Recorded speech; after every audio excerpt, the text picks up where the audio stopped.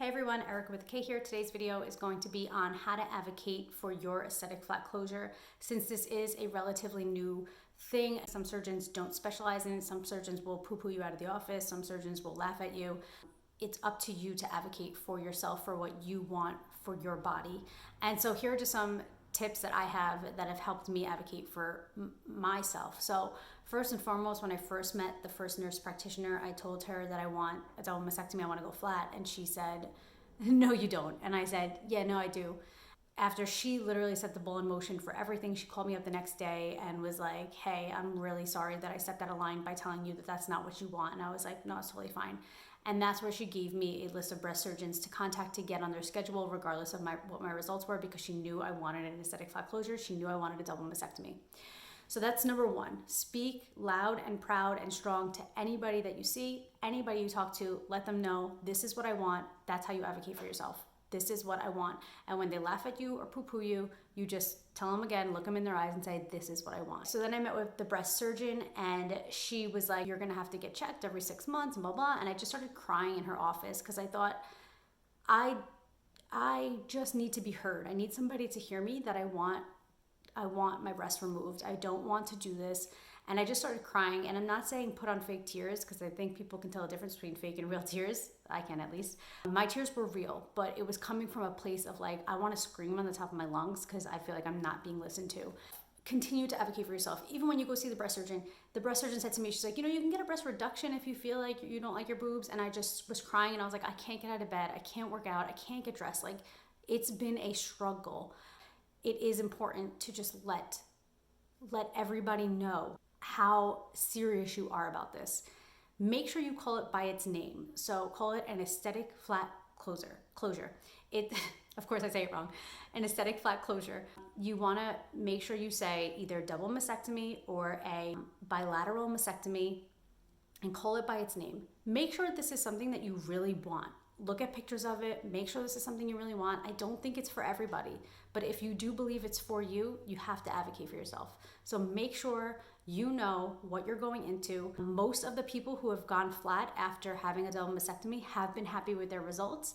You don't want to be, the statistic that's not happy. Make sure you know what you're getting into. There's a ton of information out there on the internet. Type in aesthetic flat closure so that you can find exactly what you're looking for. Just talking about advocacy in general, this is what I usually do. I shut down everything. I will shut your shit down immediately. If I know what I want and I'm saying that that's what I want and you're going against me, I will shut it down. So when I went to go speak to the plastic surgeon, he thought I was coming in for a breast reduction consultation or reconstruction, or he thought I was coming in for anything but an aesthetic flat closure. And when the woman who came in first to, check everything, she was like, so what are you here for? And I was like, an aesthetic flat closure. I want a double mastectomy aesthetic flat closure. And she was like, what? And she was nervous about it. And she was like taken off guard. And I was like, and she's like, you don't want to like have a reduction, or how about your nipples? And I was like, no, an aesthetic flat closure. That's what I want. And I just shot it down. We didn't look at images. We didn't do anything. And the surgeon came in and he was like, okay, if that's what you want, you're going to have drains in. And he was kind of telling me, and I was like, yep, I know. And then he said, do you have any questions? And I was like, no. And I've read online that a lot of people will then ask the husband how they feel. And so I beat him to the punch, and I looked at my husband and I was like, do you have any questions? Because he was sitting over there, and my husband is a gem. And I wanted to make sure that I asked my husband if he had any questions before a man went over my head and asked my husband if he had any questions while I'm sitting in the room as a third party when it's my body. Like, that's not happening. Like, hey, we're on the same page, so you better get on the page with us. And he did. And so those are my tips. Speak loud, speak proud, make sure this is what you want, call it by its name, shut down everything, anything that anybody's trying to tell you. Once you have your mindset, if somebody's trying to talk you out of it, shoot it down. If you have a partner, they might try to go over your head and ask your partner what they think, which my husband is well aware of the patriarchy, so I don't have to worry about him thinking like he's gonna chum it up with the other man in the room talking about the woman. Like, I don't have to worry about that, but some people do. So just make sure your husband's on the same page as you when you go into it, or don't have him there. If he's not gonna be on the same page as you and you think you're gonna get X to leave and they're gonna talk about it behind your back, don't have him there. This is your choice, this is your body. So this is important.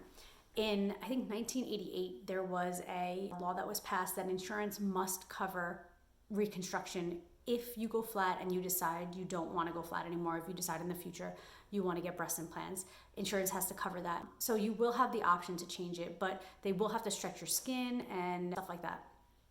Also, I got the paperwork sent over. I have to get like a physical basically done for this surgery, and they faxed over the paperwork that they faxed over to my doctor. They faxed it over to me and they were like, hey, take this with you just in case they don't get the fax. And on it, I saw that it said skin sparing double mastectomy, and I lost my shit. I literally was like crying, and I like got in touch with the woman who sends it over. I was like, I'm not getting a skin sparing mastectomy.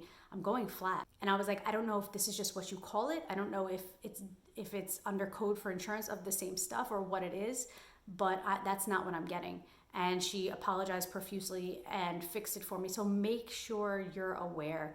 I mean, there's only so much we can know. We're not in the medical field and we don't play doctors, but make sure that you're aware of what you're getting, what it's called, and where you're going. You don't want to go into a surgery thinking you're going to go flat and then leave skin, and then you just have hanging skin for implants in the future that you don't want.